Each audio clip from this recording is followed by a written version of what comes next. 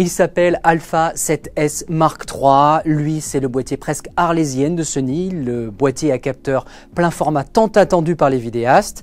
Après avoir sorti plein d'itérations de la version R Mark IV, on en était à l'A7 Mark III et le pauvre A7S Mark II a vécu presque 5 longues années.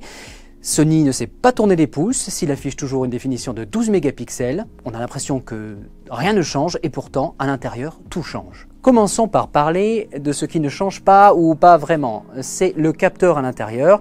C'est un nouveau modèle de capteur, mais il reste sur la définition de 12 mégapixels. Pourquoi? Parce que cette définition a fait ses preuves, qu'elle suffit largement à couvrir la 4K, ce qui est l'objectif de ce boîtier. Et aussi parce que Sony, maîtrisant bien le procédé de fabrication, ils ont pu l'optimiser pour faire un capteur qui est à la fois plus sensible en basse lumière, et ça on le verra lors du test, on l'espère, et surtout qui est beaucoup plus rapide. Il offre une vitesse de lecture 2 fois supérieure à la génération précédente. Ça ne veut pas dire grand chose en photo pour vous, mais pour les vidéastes, ça veut dire beaucoup. Ça veut dire que l'appareil est quasiment à même de supprimer l'intégralité des effets de rolling shutter. En effet, un capteur CMOS se lit ligne par ligne et à la fin de la lecture, souvent, il y a des décalages dans les verticales.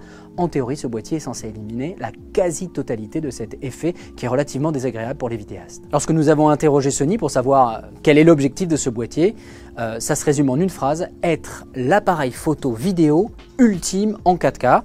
Eh bien, Sony n'y est pas allé avec le dos de la cuillère. Désormais, la 4K, c'est pas du 30p, c'est pas du 60p, c'est du 120 images par seconde avec l'enregistrement du son, et cela en interne. Accrochez-vous bien les vidéastes.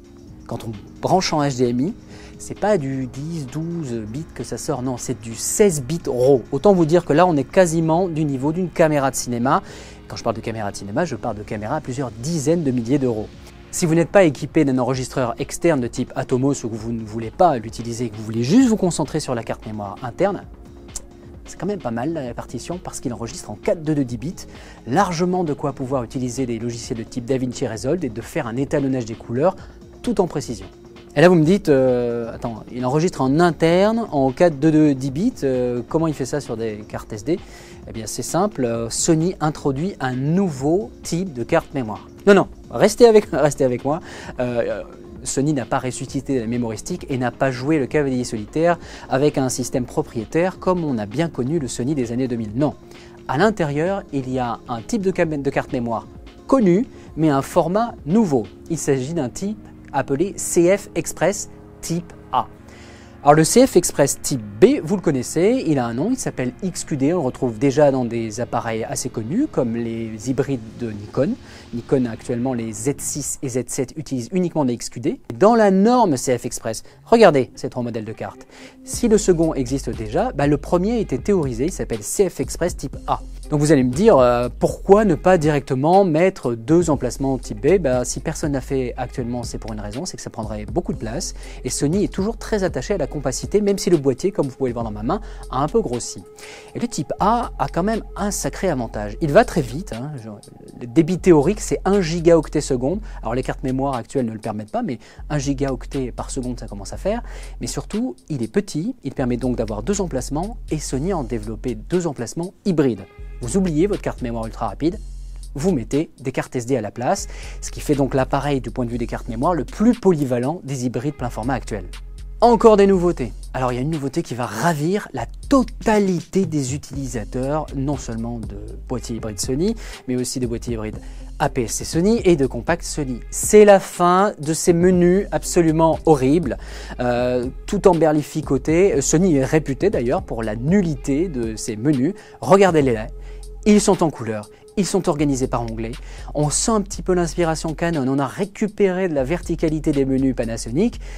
En tout état de cause, ces menus devraient être un vrai soulagement pour les utilisateurs de Sony. On n'a pas dit qu'ils étaient parfaits, on verra après notre test pour savoir si Sony a vraiment trouvé la martingale.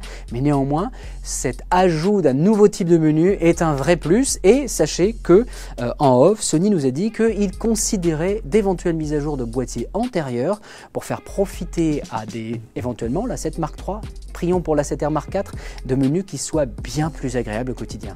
Autre nouveauté qu'il sera très dur pour moi d'illustrer ici, dans cette présentation et même lors du test, c'est le nouveau viseur. Un viseur qui affiche plus de 9 millions de points. Oui, 9 millions de points, vous avez bien entendu. Il ne s'agit pas des capteurs dernière génération de 5 et quelques millions de pixels des Leica SL2 ou des Panasonic S1 et S1R. Il s'agit au-delà d'une génération dont on n'avait jamais entendu parler, développée en interne par Sony pour Sony. La seule chose que je puisse vous conseiller de faire, c'est d'aller dans un magasin et de mettre l'œil dedans pour voir ce que ça représente, presque 10 millions de points sur une dalle. Oui, ça fait beaucoup et ça fait même oublier le viseur optique. Et je vous vois venir, hein. Vous savez que c'est un appareil dédié à la vidéo, vous faites de la vidéo et vous avez tous entendu parler, ou vous êtes carrément équipés des super appareils de Panasonic, les GH5. Le capteur est plus petit, mais l'ergonomie pour la vidéo est vraiment top, hein, parce que contrairement aux appareils de Sony, eh bien, sur les GH5, l'écran il se tourne sur le bas, ça y est. Sony a compris. Sony est parfois un petit peu lent à la détente, mais pour la première fois de l'histoire de la gamme Alpha 7, on a enfin un vrai écran adapté à la vidéo. D'ailleurs, il n'y a pas que l'écran qui est adapté à la vidéo. Si vous regardez la connectique sur le côté, sachez que dans la boîte, il y a un petit bloc spécial qui vient se placer pour pouvoir un petit peu aérer la connectique et brancher, alléluia, une prise HDMI plein format. Parmi les nouveautés qui sont héritées des boîtiers précédents et non pas des A7S, on retrouve la nouvelle batterie Z qui est un vrai soulagement, hein, pour les utilisateurs d'A7S et A7S Mark II, tout simplement parce que la batterie précédente avait peu d'autonomie. Ici, on va se retrouver avec une autonomie suffisamment confortable pour des tournages longs. En plus, cette batterie commence à être bien développée. On la retrouve dans les A7 III, les A7R Mark III, Mark IV, l'Alpha 9. Donc c'est une batterie désormais commune, donc facile à trouver dans la plupart des pays, et surtout qui a une très bonne autonomie. On souffle un petit peu, notamment en vidéo. De prime abord, on a un boîtier de seulement 12 mégapixels, qui ne sera pas forcément choisi par la plupart des photographes. Une catégorie de photographes devrait l'apprécier. Ce sont certains types de reporters qui aiment bien shooter en basse lumière avec des optiques très lumineuses pour des ambiances, pour ne pas être intrusif, parce que on peut avoir un déclencheur électronique qui fait zéro bruit. Donc une certaine catégorie de reporters pourrait l'apprécier, et pourtant cet appareil photo est en fait, sur le papier, une caméra vidéo 4K exceptionnelle. On va faire le brief, 4K 120p, hein, sans crop, sans rien du tout, donc on va pouvoir vraiment faire des séquences ultra ralenties de toute beauté. Une montée en ISO que Sony annonce comme exemplaire. Il annonçait déjà exemplaire sur l'A7S, A7S Mark II, on n'a jamais été déçu. Là on devrait taper quand même jusqu'à 400 000 ISO, ça veut dire des scènes à 50 000, 100 000 ISO propres. Oui, vous êtes bien accrochés, hein, 100 000 ISO propres en vidéo, c'est plutôt pas mal. On a enfin une ergonomie à la fois en prise en main, mais avec un écran, un viseur et des menus qui sont enfin au niveau de ce que l'on peut attendre de l'électronique incroyable qu'est capable de donner Sony. Vous vous posez bien sûr la question de est-ce que je change de boîtier? Attention à la douloureuse, ça sera 4 000 € le boîtier nu pour une disponibilité aux alentours du mois d'août. Au mois d'août, on sera en vacances, le test devrait arriver plutôt au milieu du mois de septembre, mais néanmoins, on peut vous garantir une chose pour l'avoir eu un petit peu en main, il fait saliver.